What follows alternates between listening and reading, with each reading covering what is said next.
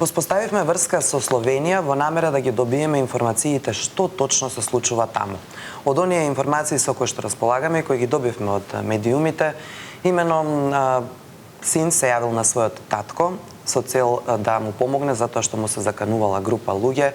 Таткото дошол на местото на настанот и бил претепан со смртни последици, односно го загубил својот живот. Веднаш потоа, бидејќи се работи за група луѓе кои што се од ромска националност, словенците реагираат жустро на оваа случување, дури реагира и премиерот, има низа реакции кои што се однесуваат на промена дури и на закон и утврдување на последиците во самиот систем кои што довеле да се случи нешто вакво. Сепак ние деталите ќе ги слушнеме од наша драга колешка, новинарка токму од Словенија, Александар. Да. Марија Петровски имаме во живо од Марибор. Марија, најнапред добро ти утро. И првото прашање и на Јована и на мое е констатацијата дека Словенија и во поранешна СФР Југославија и до ден денес важи за најорганизираното општество од поранешните југословенски простори, но видовме дека треба многу малку и тоа општество да биде раздрмано еден ваков чин. Како е во моментов во Словенија? Добро утро, најпрво Јована, Александар, поздрав до сите гледачи на Сител телевизија. Атмосферата во Словенија во моментов, ако можам да ја опишам со еден збор, би рекла интензивна. Се чувствува некоја мешаница на гнев, на омраза, на револт, на лутина, тага, болка, некако се е помешано. Мислам дека убиството на Алеш Шутар беше таа капка што ја прелеа чашата и некако ги изнеса на виделина сите тие пукнатини во системот кој очигледно веќе некое време не функционирал. Мирен народ, но дона што, барем како што го знаеме, или за ладен народ, еве да кажеме по балкански да се изразам, но дона што можевме да го видиме, ајде најнапред да почнеме од самиот почеток. Интересно е што веднаш по настанот двајца министри поднесоа оставка како резултат на самиот настан. Но генерално обичниот народ се сплоти и почна веднаш протестите. Како реагира просечен словенец, те прашувам, од аспект на тоа дека како и секаде на балканот почнуваат да се генерализираат работите. Еден сторител се врзува за една цела нација. Да. Мислам дека сега е многу важно и тоа се потенцира во повеќе наврати дека не смееме да ги генерализираме работите. Значи, иако се случило тоа што за жал се случило, не се сите роми лоши, не се сите словенци добри. Значи има добри и лоши луѓе и кај едните и кај другите. Ова е еден индивидуален чин на еден поединец кој очигледно бил веќе некое време инволвиран во такви случувања, меѓутоа властите не превзеле ништо и тоа е тоа што ги лути луѓето. Како што кажа претходно, словенците важат за многу дисциплинирани тивки, обично кога ќе се спомене нешто за политика, освен ако не се некој од оние што стварно пратат политика, ќе речат не ме интересира, ја имам дома среда, но тоа е тоа. Меѓутоа овој настан конкретно беше интересен, ќе кажам, всушност невообичаен, затоа што некако сите почнаа да зборуваат на глас, излегува на улица, што не е баш вообичаено за нив, и рекоа доста е. Доста е од тие лажни реформи, лажни закони, доста е од тоа искористување на народот и побараа правда. Правда да е за сите, да не биде така словенците одат на работа и плаќаат градинка за децата, некои други, например, живеат од социјална помош, возат џипови од не знам колку и сега тоа е ко некоја лавина, значи почна од ново место, меѓутоа се расшири низ цела Словенија и мислам дека една лоша работа, ќе кажаме, тоа што политичарите, како и вообичаено, пробуваат да искористат ситуацијата и да добијат некои политички поени затоа што ни предстојат избори наредната година и некако додаваат масло на огнот. Така што тоа се некои работи кои ја подгреваат ситуацијата во моменти кога можеби и тоа не е најпаметно. Како што кажа, двајца министри поднесоа оставка, предлог е за нов закон кој би се поименувал по Алеш Шутар, Шутаревиот закон. Им се размислува да им се дадат поголеми пообластувања на полицијата. Во моментот во Ново место има многу полиција, размислуваат да донесат и војска, така што ситуацијата е тензична. Ние малку штури информации имаме во однос што всушност се случило, Марија. Дали можеш малку подетално да ни кажеш, бидејќи јас постојано еве велам група луѓе, а само еден човек е нели уапсен и осомничен за делото, велам група затоа што на едно видео кое што кружеше се гледа група. Што се случило таа кобна вечер кога се случило убиството? Од тоа што прочитав и од тоа што објавуваа порталите тука, тоа видео што на кое беа група луѓе и еден дечко млад лежеше на тротоар,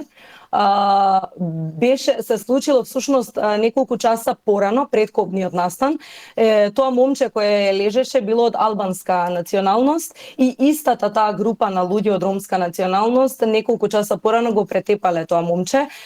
Пишува и сведоци од таа вечер зборуваа дека цела вечер кршеле, провоцирале, ги застрашувале сите околу и никој ништо не превзел. Кога се случил тој настан од видеото, кога тоа момче од албанска националност лежи, викнале полиција која дошла, ги запишала, им дала парични казни и се заминала. Не ги ни избркала, не ги ни однала во полиција, ги оставиле тука и они продолжиле со тоа што го правеле дотогаш.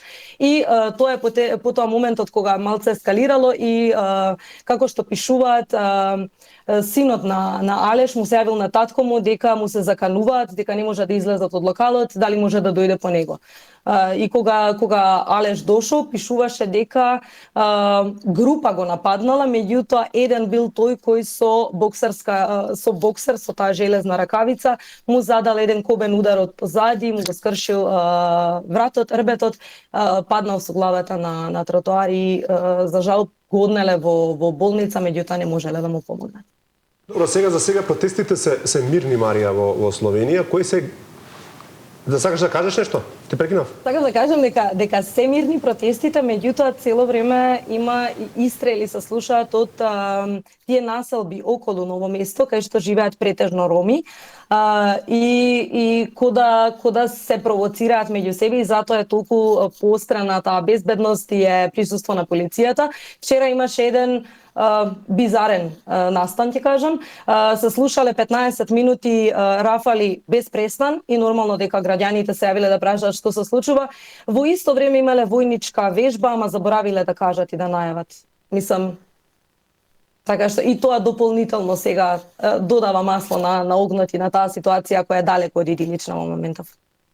Добро, значи стана збори за дел неорганизираност, тоа како што знаеш кај нас барем во твојата и нашата татковина често се случува. Она што сакам да те прашам, бидејќи генерално словенците се мирни, има ли потенцијал еве со овие вакви мали да речам инциденти, овие протести да прераснат во насилни? Ова те прашувам од проста причина што ние гледаме што се случува во Србија, Балканот е таков темпераментен, во Словенија покрај словенци има многу, да, и во Црна Гора имаше сличен случај, браво ме потсети. Меѓутоа во Словенија има и многу доселеници од екс-југословенските земји. Има ли потенцијал овие протести да прераснат во нешто поголемо? Според тебе? Искрено мислам дека не, познавајќи го словенскиот менталитет, мислам дека не. И сакам да не биде така, меѓутоа се останува да се види како ќе одреагира сега владата и мислам дека луѓето на оваа точка се уморни од тоа да им фрлаат песок во очи, да пробаат со некој инстант одлуки да ја смират ситуацијата, затоа што сакаат некои промени и реформи на долг рок, што ќе ги почувствуваат сите, не само малцинствата, ама да биде правда и да биде правда за сите. Ако можам да заклучам, за граѓаните на Словенија генерално се проблем институциите, бидејќи не си ја работат својата работа, а не овие други, да речам, етнички групи кои што се на некој начин привилегирани, бидејќи тие спомна социјалната заштита, добрите услови за странците кои што работат во Словенија и така натаму. Бидејќи во Словенија има и големо македонско малцинство, се поголемо, има многу студенти таму, ти си веќе поголем дел таму, сеќаваш многу македонци. За крај, каков е ставот на словенците за македонците таму и каква е македонската заедница, бидејќи во овој цел процес се генерализира роми, македонци, албанци, словенци, тој аспект, како гледаат словенците на македонската заедница во Словенија?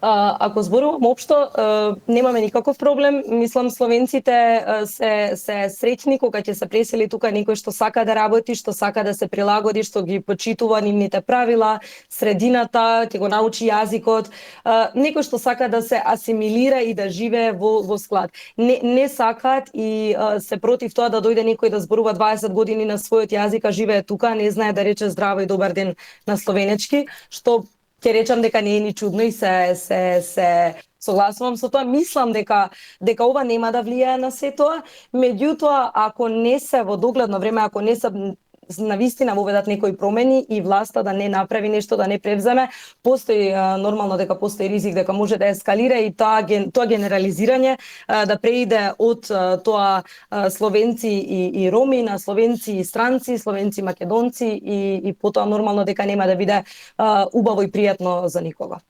Така е, ти благодариме Марија, ќе следиме ситуацијата, ти си расположена, се надам повторно да ни се вклучиш во најгледаната утринска програма кај нас, за да можеме да видиме во текст со сите оние нешта кои што се случуваат во Словенија. На крајот од денот не гледаат и многу родители кои што имаат своји студенти таму во Словенија и те како сакаат да знаат што се случува во нашата некогашна заедничка република Словенија во рамките на Југославија. Ти благодарам за јавувањето. Благодарам на вас, убав ден, поздрав да сите. Така е, Марија Петровска беше тоа новинар од Марибор, Словенија.